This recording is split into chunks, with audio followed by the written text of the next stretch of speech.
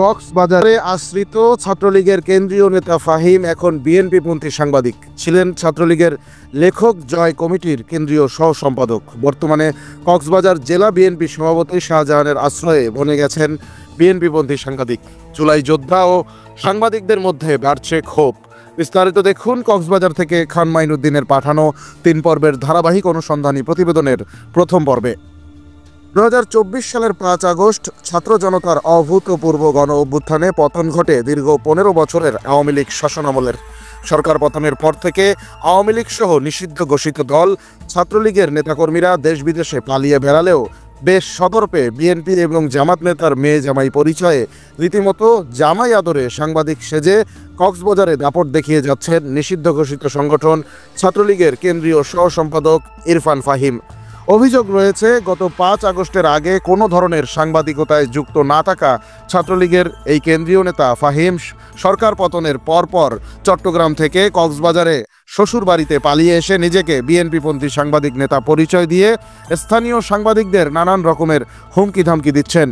Chittagong Tribune নামে একটি নাম সর্বস্ব ফেসবুক পেজ খুলে নিজেকে সেটির সম্পাদক দাবি করে দাপিয়ে বেড়াচ্ছেন কক্সবাজারের এ প্রান্ত থেকে ও প্রান্তে।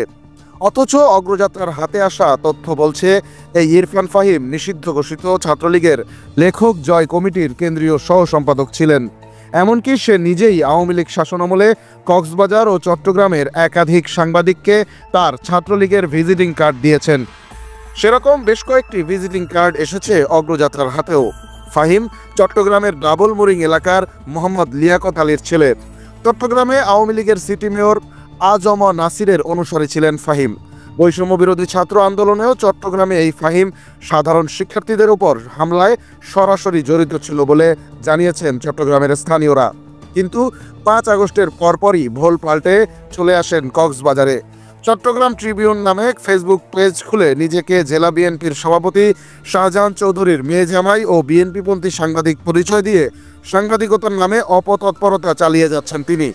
আর কক্সবাজার জেলা বিএনপির সভাপতি শাহজাহান চৌধুরীর সরাসরি মদদে তারই ভাইয়ের মেয়ে জামাই ফাহিম এখন ছাত্রলীগের কেন্দ্রীয় নেতা হয়েও সফলভাবে পুনর্বাসিত হয়ে গেছেন বিএনপির সাইনবোর্ডে।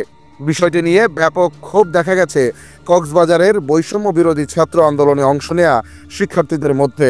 এ ব্যাপারে কক্সবাজারে জুলাই গণ অভ্যুত্থানে গুরুত্বপূর্ণ ভূমিকা রাখা জুলাই যোদ্ধা শাহাবুদ্দিন চৌধুরী অগ্রযাত্রাকে বলেন, ছাত্রলীগ নিষিদ্ধ হয়েছে এবং আওয়ামী লীগ নিষ্ক্রিয় রয়েছে। এমন অবস্থা আমরা দেখতে পাচ্ছি একজন কেন্দ্রীয় ছাত্র সম্পাদক ইরফান ফাহিম, তাকে কক্সবাজারের একটি অংশ সেলটার দিচ্ছে পরিকল্পিতভাবে। এটি খুবই বর্বরতা। শাহাবুদ্দিনের মতো অনেকেরই প্রশ্ন, ফাহিমের মতো একজন কেন্দ্রীয় ছাত্রলীগ নেতার যেখানে কারাগারে থাকার কথা, সেখানে সাংবাদিকতার মুখোশে তাকে কক্সবাজারে পুনর্বাসিত করে কি বার্তা দিতে চাইছেন জেলা বিএনপির সভাপতি শাহজাহান চৌধুরী? এটি জুলাই গণ অভ্যুত্থানের সাথে বেইমানি নয়? এমন অনেক প্রশ্ন থাকলেও জেলা বিএনপির সভাপতি শাহজাহান চৌধুরীর কাছ থেকে সঠিক উত্তর মিলছে না একটিরও। তবে কি শেখ হাসিনা কিংবা বদির মতন শাহজাহান চৌধুরীর পতনও আসন্ন? হয়তো সময়ই তা বলে দেবে।